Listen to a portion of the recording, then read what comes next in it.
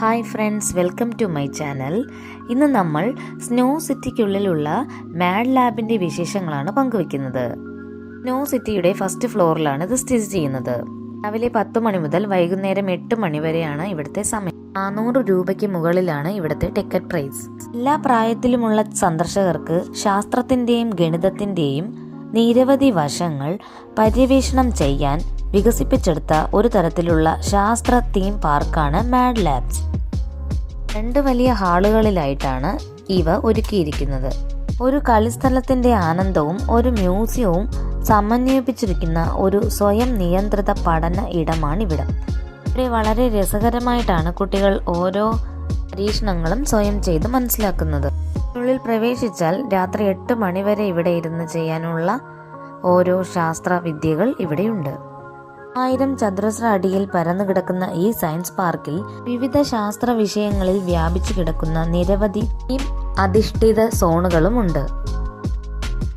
നിത്യോപയോഗ വസ്തുക്കളിൽ ശാസ്ത്രം പ്രകടമാക്കുന്ന പ്രദർശനങ്ങളും സയൻസ് പാർക്ക് ദിവസം മുഴുവൻ നടത്തുന്നു.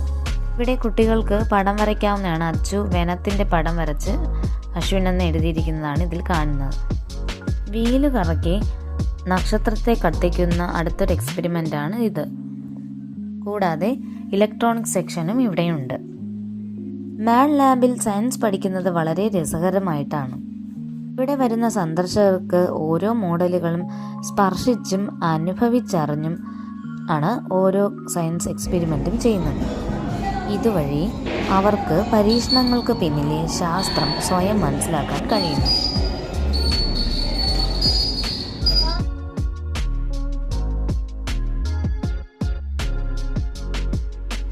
കൂടാതെ മിറർ ഇമേജിന്റെ രസകരമായ പരീക്ഷണവും ഇവിടെയുണ്ട്. കൂടാതെ നഖം, രോമം, ഫിംഗർ പ്രിന്റുകൾ തുടങ്ങിയ മനസ്സിലാക്കാൻ സാധിക്കുന്ന മൈക്രോസ്കോപ്പുകളും അതിൻ്റെ വ്യൂസ് നമുക്ക് കമ്പ്യൂട്ടറിൽ ഉടനെ തന്നെ കാണാവുന്നതുമാണ്.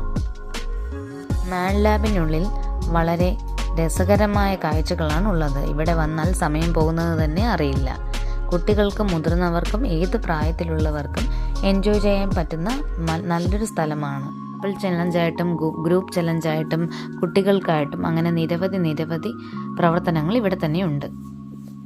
ഇഷ്ടപ്പെട്ടാൽ ലൈക്ക് ചെയ്യണേ, ഷെയർ ചെയ്യണേ, സബ്സ്ക്രൈബ് ചെയ്യണേ. Bye bye.